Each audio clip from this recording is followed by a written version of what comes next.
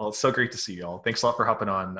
Here to talk a little bit about what's ahead for the managed stage in 13.1. I'm excited to chat with the managed stage and all the product managers here about what's ahead. And 13.1 is releasing June 22nd, 2020. And I'm really excited to hear more about what's in store. So Melissa, over to you to talk a little bit about what Access is planning. Sure. So for Access, we have some follow-up work for the MVC to disable inheritance by default. So an initial version of that is in 13.0 behind a feature flag, but there's a couple of follow-up issues to make sure that's a really solid experience. So we'll be continuing work on that this iteration. There's a couple other features that we're working on that are basically around enterprise readiness for .com. The first one being preventing forking outside of a private group. So this was functionality that was part of group managed accounts, but we're making it basically available for anybody with a private group. And the intent of this is so that enterprises can feel confident that users in their group are not inadvertently leaking their IP. And around that same theme is whitelisting for multiple domains. So we have that functionality now where you can basically restrict access to a group based on a specific domain. And this is just to allow for multiples. This came up as a customer request due to a merger. But there's a lot of different use cases for this, like consultants or just global companies that have multiple domains. And the next one is one that Jeremy did the legwork on for approval, so thanks, Jeremy. But it's moving IP level restriction down to premium for .com. And this came up as part of a sales process of just basically making .com competitive in allowing companies to use this at a lower level. And that's it. Any questions? Awesome. Thanks a lot. That's exciting stuff. The preventing forking outside of a private group. I think that so this change really makes sense. Like a lot of customers have, it's really surprised me like how important this is to customers. Like as Melissa and I kind of dug into the reason behind people wanting managed accounts, it's actually been really insightful because like I'd say like 60 to 70% of the need is really around people controlling forks, which is like, I'm nervous that someone is going to fork something to their personal namespace and they're going to do something with that fork that I don't have insight or access to. So I think that the approach there is like, instead of iterating on group managed accounts, as there are some questions there, let's start with a simple first step of just like preventing forking outside the private group. So I think that's a great MVC and approach to just take the most important part of GMA and then iterate on that separately. So I think that's awesome to see it being prioritized. I have a question about, so it's for private groups. Were there ever cases where it wasn't a private group, like maybe internal, or did you find that it was always the case that the projects were private? The people I've talked to, it was private, but I don't know if, Jeremy, maybe you have an opinion on whether. No, because all of these organizations that want this, they're all private groups. They're all companies that are like, we just can't imagine having a public or internal group. This is like behind a private, group on GitLab.com, and we want to make sure that like we control that. So, yeah, definitely. Cool. Yeah, just more of a curiosity than anything. Thanks for sharing. Yeah, for sure. I'm also really excited to see disabling group membership inheritance. I'll be interested to kind of see like how we iterate on that in the future, but like that is a huge one for tons of different customers. So thanks a lot.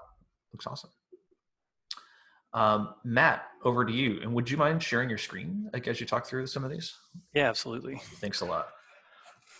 So the first feature that we're excited about is, I think it was in 12.9, we released the ability for self-managed administrators to enable merge request approval rules at the instance level. And that was part of a longer-term rollout to provide a holistic solution where after this in 13.1 ships, we can say that I'm going to define those rules, I'm going to scope them only to regulated projects, leveraging the compliance framework project labels that we released in 12.10. And then only administrators will be able to change those settings once set. The reason we're tackling this in this way is because the primary concern around segregation of duties is that these settings exist, but then maintainers can change these settings, push code or push a change, and then change them back, which bypass the whole premise. So this is based on a lot of feedback we received from many enterprise customers that said, I want to be able to control this at the instance level. Now, we'll need to explore how to do this for GitLab.com and the group level, but this is where we're starting so we can figure out what are the technical challenges and how we can then iterate to be more inclusive of the GitLab.com customer base. Would you mind scrolling down to the screenshot? Yes. There is not one here because it's just... There is one at the very bottom. Oh, yeah, you're right. You're right. This one here. This is the current design prototype. And this is what we're moving forward with in terms of how we're going to implement it. So I just need to update the description there. So yeah, so that's the premise, is that these 3 particular settings, and then you can specify what specific framework labeled projects you'd like to apply them to. The second one is continuing to add more audit events. This is actually going to be one of the last ones we add for now, because after we add this, we need to do some really important refactoring work to make audit events more performant. We're starting to run into some issues with other features that rely on audit events, such as exporting. So for the audit reports category, we need to solve that problem. And then I think it'll also unlock more flexibility for our customers and the types of data that we can serve to them, and just make the overall response times a lot faster. But this change in particular is adding the approval group that was modified or added or removed from merge request approvals. Before, we had added an audit event that simply showed how many required approvers were required. Did it go from 2 to 4, 4 to 3, 2 to 0? We also captured if authors or committers were allowed or denied from approving the MR. So now we're further supplementing and closing the loop by adding the granularity of detail to show that when the rules are changed, here's the approval group that was modified. And so that should provide a better data integrity for the audit log for this. We have an MVC that we're shipping in support of a report that will show the list of all group and project memberships for users. So this started as a larger issue that we've now broken down into this MVC, but this will manifest as a custom API endpoint that's specifically tuned for this use case. And this is tied into the audit events performance issues that I mentioned just a minute ago, but this also made sense as the first step towards providing a one-click export of this data in a couple milestones. So this lays the groundwork for that, but it'll basically make the audit events API more useful for our customers. So this one, export audit events from the instance level to CSV, is a stretch goal for 13.1 because there are some technical considerations about pulling this data because of the performance issues. There is a working proof of concept. It's still possible that we can do what we need to do to get this prepped and shipped for 13.1, but I have some reservations just knowing that this has evolved into a more complex challenge than we originally thought. So we're going to strive to bring this in so that we can get 2 features in for the audit reports category. And then last, we have this epic for filtering audit events. There's a lot of work that has been done, and there's a lot of work to be done, all in service. And it looks like a lot, but these are broken out to make this more manageable for the engineering team. But the intent here is that we estimate maybe 13.3 that will have this drastically improved user experience for all of the audit events tables, instance, group, and project level, and they'll be unified. So you can search and filter, but then it'll be the same experience across the board rather than the disparate experiences that we have now. The intent here is that it's too painful to find and search through audit events within the application. It requires custom tooling and leveraging the API to get what you need quickly, but then there's an upfront investment there. So we want to make sure that non-technical users and just people who prefer not to build the custom scripts and tooling can find the information they need quickly within the application. So those are the big ones. Any questions? That's awesome. Thanks a lot, Matt. I have a question on the custom API endpoint for listing all group and project permissions for users. I think MVC makes total sense. I definitely agree with the need. I definitely hear about a need for this. One need that I hear is is specific to GitLab.com. And one question that like organizations typically have on GitLab.com is, as a group owner, I want to understand like all the people that are in my group, what permissions and groups do they have? And I've noticed that MVC is only for admins. Have we considered like a version of this for group owners? Yes, absolutely. The second issue in the Epic for this particular implementation is summarizing the data within the application. I have to double check. I believe it's at the group level, but I'll need to double check that. But pretty much all of this we are bringing to GitLab.com because the needs don't change between self-managed or GitLab.com customers. I know a challenge there as far as, so the API would be easy enough, but rendering it in the application has two challenges, which is the performance issues from audit events, and then how we manage the actual UX, where you have all of this data where one user in larger groups might be part of, hundreds of projects, and that's just not a very friendly UI experience. So that's something that we're mindful of as well. Thanks a lot. Like that same kind of tenet like applies to the first one, which is admin scoping admin level MR approval settings to compliance level projects, because I could totally see like an organization on .com really wanting that as well. Yeah, we're already kind of in the early discussion phase about bringing default approvers and protected branch settings and those types of controls to the group level already, and this certainly fits that theme. That's awesome. And the reason that I brought up the question around the custom API endpoint is because I was also aware of this issue here that's going on in parallel. So the fulfillment group is kind of grappling with how we can list out the users that are occupying seats in a GitLab.com group.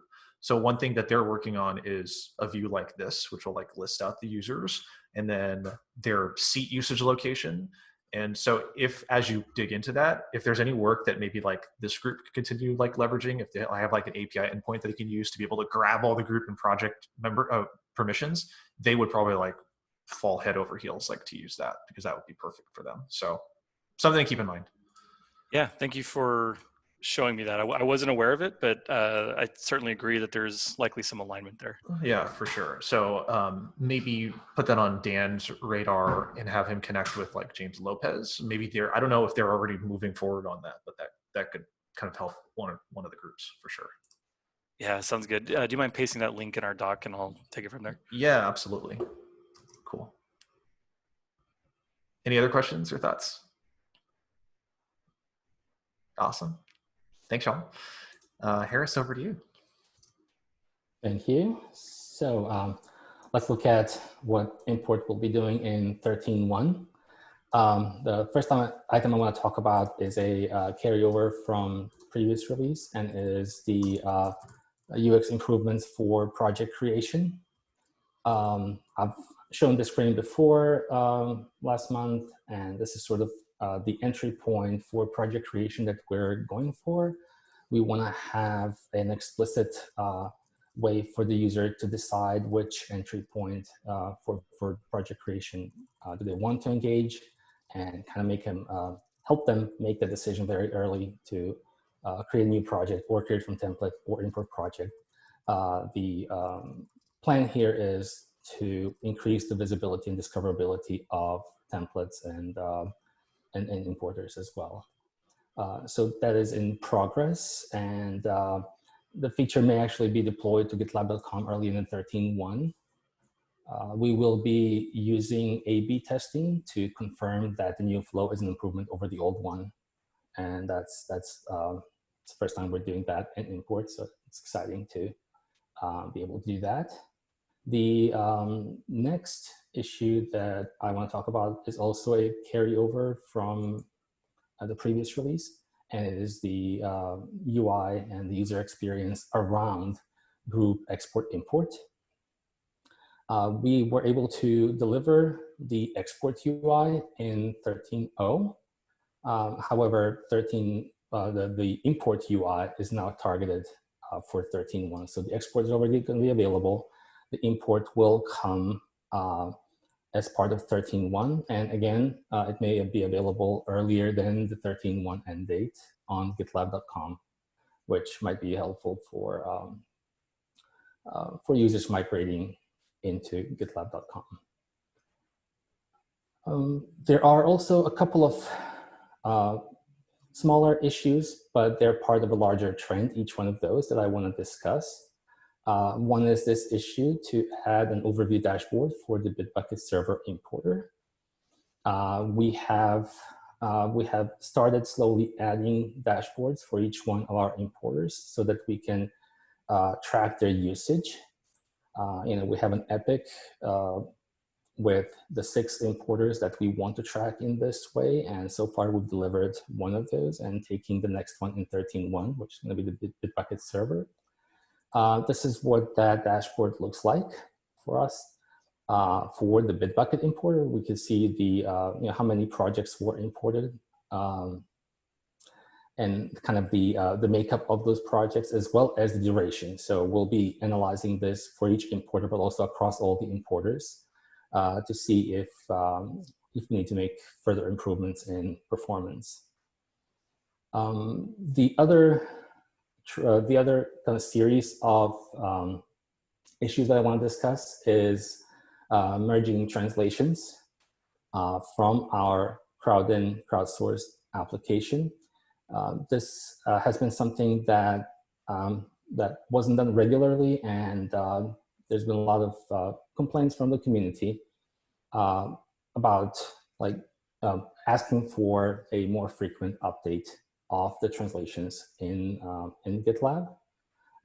About 2 months ago, we have started a cadence, and now we have an issue for each one of the milestones to merge those translations. So I just want to kind of bring that up and let everybody know that we are now doing monthly merges of the translations on a cadence for each one of the milestone. So that's exciting. Finally, we are doing a lot of continuous improvements and focusing on performance and stability and the ease of use. So each one of our milestones does have a good amount of security and bugs in order for us to burn through the backlog of those. That is pretty much what I had to show. Questions? Anybody wants to voice over? Awesome. Thanks a lot for prioritizing internationalization improvements. I know that it's a very painful process for the current process of merging in those translations is not easy. So there's a lot of improvement there that we can make for engineering's benefit. So thanks for prioritizing that. What is your expected outcome from the improved project creation UX? So you said that we will use the A/B testing to confirm that the new flow is an improvement over the old one. What do you mean by improvement in your mind? Okay. Yeah. So we're trying to tackle a couple of usability issues. One of them, a really large one, is discoverability of where the importers are. So how to engage importers, where to find, where to do importers, and also even when for users who get to the new page view, not all of them notice the ability to engage importers that is kind of hidden in a way in the tabs. So what we're looking for is an improvement in the number of users who choose to import a project or create from a template compared to just create a blank new project with the new UI. So we're looking to improve the discoverability. There are minor usability improvements as well, which we have validated in the solution validation that we know are going to just be a benefit once we switch to this view. But we also want to be able to measure the discoverability and ensure that that it doesn't go down, for example. Like that would be a number to look for. And then with our A/B testing and with this being behind a feature flag, we would be able to turn off the experiment if it actually failed. Makes sense. Thanks a lot. Yeah, I can definitely see a low engagement with importers and templates because it's hidden behind the tab right now. This will definitely be an improvement. I think Melissa, you also had a question. Yeah, so I know Harris, we had talked about how basically the create flow now kind of guides users to creating things in their personal namespace, which may or may not be appropriate, right, depending on what groups you belong to. Is that something that you're tackling as part of this, or is that? No, not as part of this particular issue, but I have noted that from the research, and I'm actually creating issues for all of the usability issues that we discovered in our research. So that will be one of those that we'll be tracking, but not as part of this issue. Okay, cool, thank you. Awesome. Thanks a lot. For the questions, yeah. John Mason, take us home. I'll start by unmuting the microphone. That always helps. And sharing my browser. So what we're looking at right here is some new filters we are hoping to add in this next release to ViaStream Analytics. And the reason we want to do that is we're looking for more feedback as we hone this feature. We've got some big things in mind for the way that the flow is depicted, for new metrics to display, for revisiting the way some of our calculations are made, but we want more users trying it out. And in particular, customers that have a monorepo way of working, where they've got multiple teams working in the same repository, have a hard time using this feature in a way that's appropriate for each particular team. Every team has their own sort of workflow, their own measures that they want to look at. And right now, the most granularity you can get is at the project level with ViaStream Analytics. By adding these filters, we'll then be able to use labels for individual teams to then find out what does that flow of work look like for a given team. That'll be really useful for us at GitLab as we want to make use of this feature more broadly internally. And it'll also allow you to break down different kinds of work. For example, your bugs may move through the development pipeline differently than features. And by using those labels, you'll be able to slice and dice that data differently.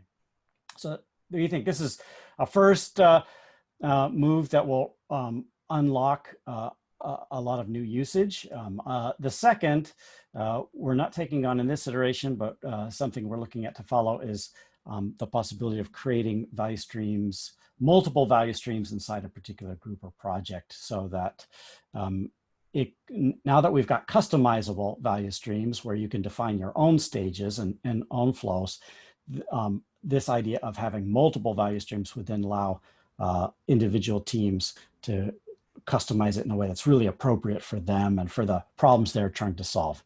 So really excited about that coming up in 13.1.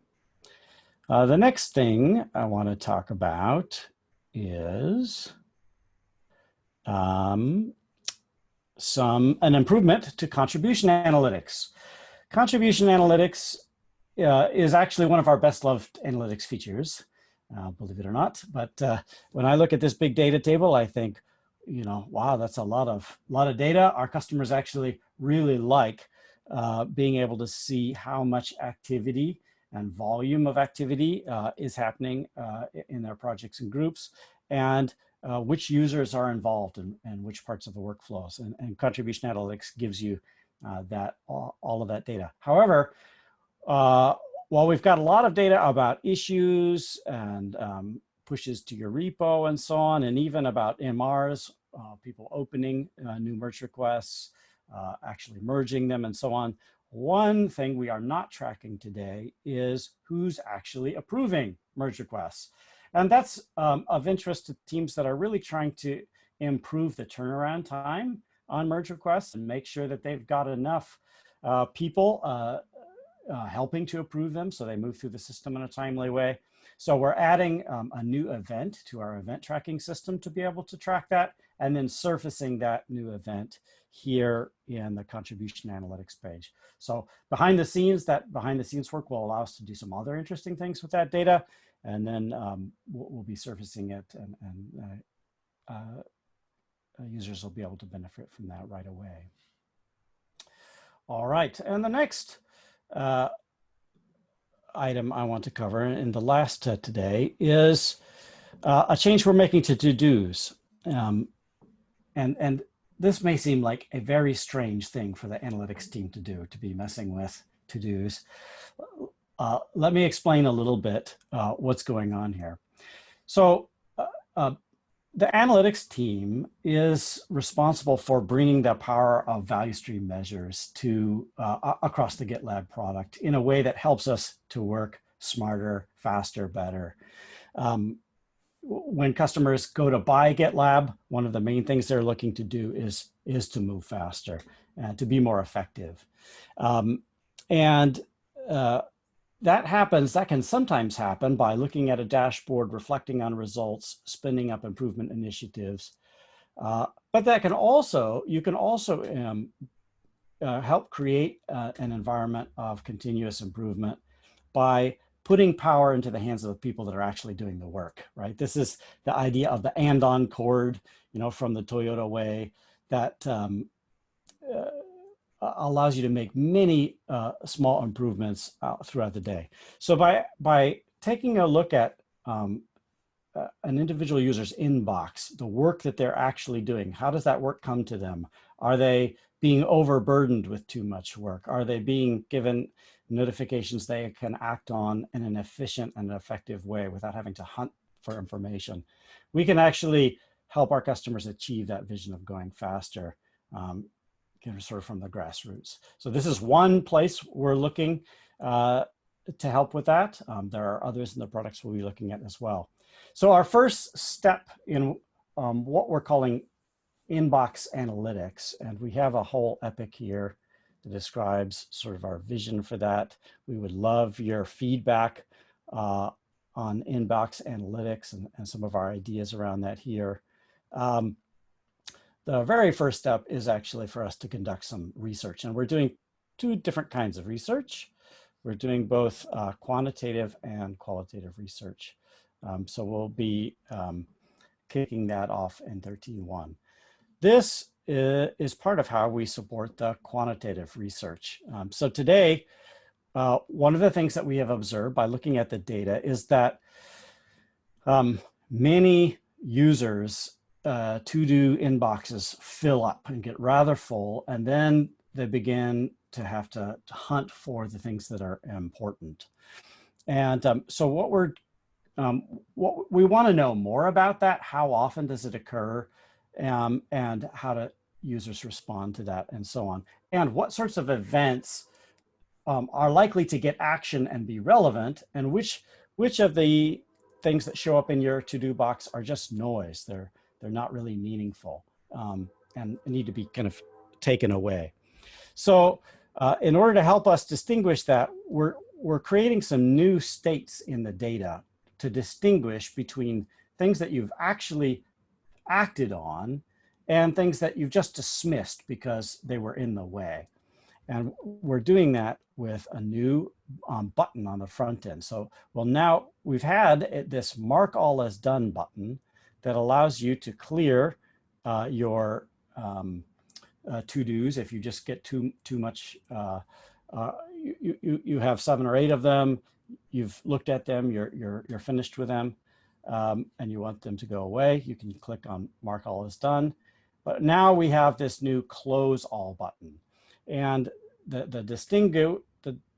thing we're distinguishing here is to-dos that were removed, but not actually acted on. We'll also be doing some measures to see whether users actually recognize the difference between those buttons and use them the way we expect them to as well. But all of that is sort of the quantitative research and actually enriching the data so we can do things like calculate the cycle time for to-dos, see a to-do that's been waiting a certain amount of time, when does it cease to be relevant because you're not likely to ever act on it, and so on. And then, of course, we'll be doing qualitative research on that as well. So that's what I have to share with you about 13.1. That's awesome. Thanks a lot, John Mason. I'm interested in like adding the approved event for MRs. I'm curious to know, I wonder if like compliance could benefit from this. And if we're considering like being able to fetch approval events via API or any other changes, I'm sure that that might be interesting to customers who are really interested in approval events, being able to expose this in other ways so they can fetch that through an endpoint. Do we like consider that at all, or we kind of introduce this just for the sake of like adding that to contribution analytics? Well, there are other things we think are going to be interesting to do with that data, but we have not had any conversations with Matt about it yet, and so certainly something we want to open up. Yeah, I think it'd be interesting because there are certain events, I think merge request approvals being one of them, that customers would like to ingest via maybe like a webhook system, which I think is what you're referring to, Jeremy. And I think there's also implication for the compliance dashboard in some way where we can maybe aggregate that data at a high level and just say, you know, this project has Y total number of merge request approvals in the last X time frame or something like that. Not sure exactly what that looks like, but I do know that to be one of the key compliance data points that would help at least the compliance persona hone in on specific projects more efficiently. So definitely some value there. Awesome. And I also had another question around the to-do introduced close state. I think that's a really interesting kind of move. But I am kind of curious, do you think that there may be some confusion between the term done and closed? When I was looking at the mock-up, it felt a little interesting to me because we had like, I have two buttons now that are both equal visual weight, and one says done and the other says just says closed. What do you think about that? Do you think that there might be an opportunity to either provide use of like maybe changing the visual style or like having like a tooltip or something that kind of explains the difference? Do you think that folks might kind of get a little confused between the difference? Yeah, I think that's very likely. We think that the future state of that capability is actually probably a drop-down button so that the only one shown is closed and Mark All Done is kind of hidden behind it. We're taking this as sort of an incremental step, so we're not too jarring to people who are used to that Mark All Done button. And with the instrumentation we're putting in place, we'll actually be able to see whether people are clicking on the button we expect. Tooltip's a great idea as well.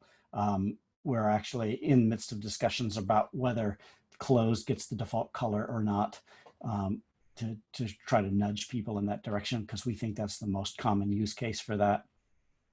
I'm looking forward to being able to look at the data as it rolls in and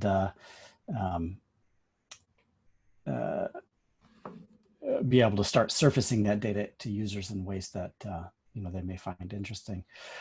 If I could, since you sort of opened a can of worms there, Jeremy, I'm gonna take the opportunity to show one more thing that users who are really interested in inbox analytics and the future of to-dos. By the way, there's a lot of research and work going into this area besides that from the analytics team.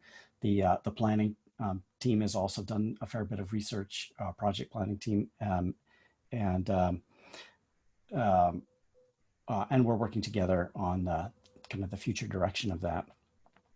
But I've got a story here called Sections Help Prioritize Work that has an image in it that is, hope a little bit provocative as we sort of discuss kind of a future state here.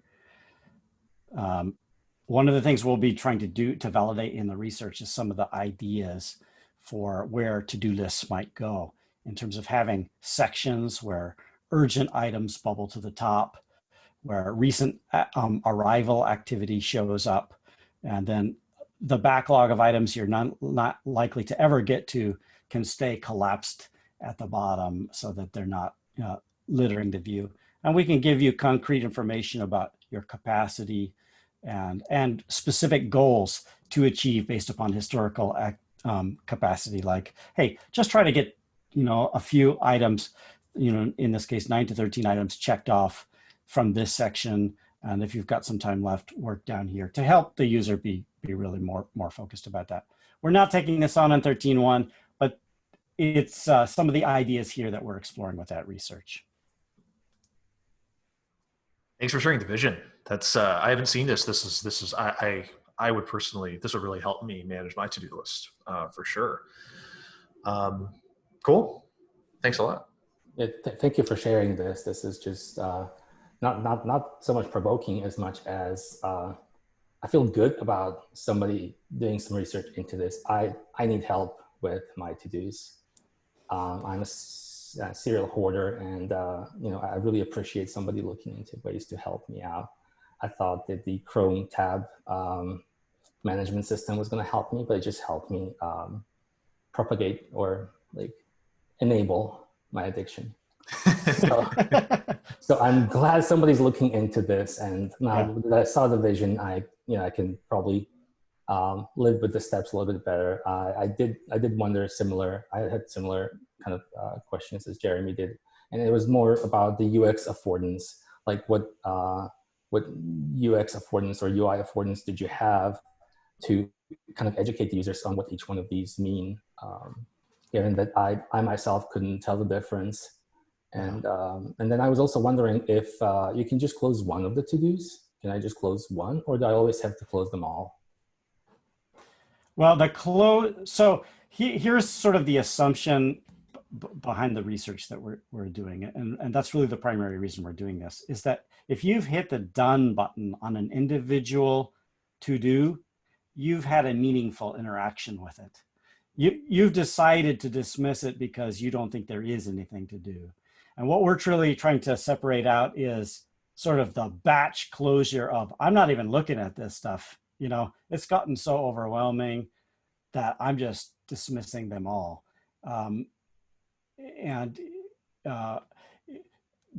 You'd be surprised at the number of people or the number of users that have really huge amounts of to-dos that have just accumulated. And yeah, exactly. I'm one of them. And we think that we can really help with that problem. Oh, sorry, Melissa, after you. My apologies. Oh, yeah, I was just going to say small terminology suggestion. I think dismissed kind of paints a clear differentiation. That's really interesting. That's actually the terminology we started out with. And after some back and forth, we moved to close to sort of align with merge request states. But a great piece of feedback. And thanks for sharing that. That's interesting. Happy to start the debate again. And I found it interesting, John Mason, that you actually used the word dismiss to explain to us what the difference is.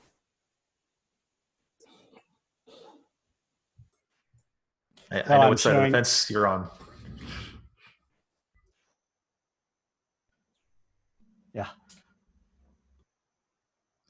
So John Mason, one question that I had. So the dichotomy that you just described made me think that maybe the right place to put the separation between done and dismissal is on the individual to-do level. So in the issue, it looks like you have the existing approach for individual items, which is there's a done button next to every item. And at the top, we have the dismiss all versus mark all as done. while you were speaking, you said that you wanted to, distinguish marking everything as done as a bulk action from ignoring an item versus taking some type of action to actually close it. And what I used to do is that's definitely like how I think about how I use to-dos, which is the only time when I use mark all as done is when I'm just like, I can't manage my inbox anymore. Like I'm surrendering to like my to-dos. So like I always treat that mark all as done as a dismissal action. But individual items, like sometimes I'll mark them as done because I've taken some type of action. Sometimes I'll mark them as dismissed because I evaluate them and I'm like, nothing, I don't need to do anything here. Get this out of my hair. So why did you make the decision to have that as at the bulk level versus like the individual like to-do level? Like, why did you decide to do it there versus kind of at the individual level? I think is my question. Yeah, well, that's an interesting. Thanks for asking. So, actually, our plan A, the plan going into it was to just replace the dismiss or the mark all as done button with a close button, and completely get rid of it to kind of clarify to the user and in the data what that meant. But when we were doing sort of our first pass analysis of the feature, we encountered a user that was very passionate about marking things done, meaning that they were really done. This user, I got the impression that they were sort of an inbox zero type of, took a type of approach, and they really wanted it to mean done. And so we were trying to find out, we think, my inspection of the data that we have thus far suggests that usage is a small minority of the way that to-dos are approached. But since we encountered it, we thought, well, let's accommodate that scenario, and then let's look at the data, because what we can do is we can compare what buttons were pressed with how many to-dos were affected at once, right? So and that's actually some of the work we did last iteration, is to be able to make that kind of distinction. We used to not be able to distinguish that. So we'll be able to see, I think it's somewhere between 20 and 30 to-dos. You can safely assume the user is not really meaning finished. They mean get it out of my way. And so if we see that, those buttons are used equally for those different, under 30, over 30, we'll be able to reason a little bit more about, do people understand those buttons? How many users are actually using either one of the buttons to mean a small batch, and so on. Yeah. That makes sense. And I have, you bring up data, and I also have one last question. I apologize for harping on this so much, but it's such an interesting topic to me. So like you mentioned earlier that you're going to look at the data after this MVC. And, I really appreciate you considering instrumentation and measuring things like as you kind of roll this out. What's your hope that you would see from the data? Like after I assume that maybe you're tracking clicks on each one of these buttons. What do you hope to see from the data, in 30 to 60 days that would lead you to believe that this was a good move? Well, we're collecting the data not so much to analyze whether we should have one button or two or those sorts of things, but to see to validate the problem that we've observed, that people find a lot of noise in the to-dos that show up in their inbox, and that for many people that list grows to an unmanageable size, and that they could use help managing that. So there's this kind of problem validation, and what I expect to see is that this is a pretty widespread problem with active users of to-do. Not everybody uses to-dos, for sure. A lot of people don't for a lot of different reasons. But we want to make sure that this is really a problem we should go after, that there's going to be a sufficient user community that this is a good place to start. So that's really what this is all about. Cool. Very interesting. Thanks for sharing. All right, y'all. Thank you all so much. Really excited for what's in store for 13.1. I'm going to flip recording off, but I really appreciate you walking us through it.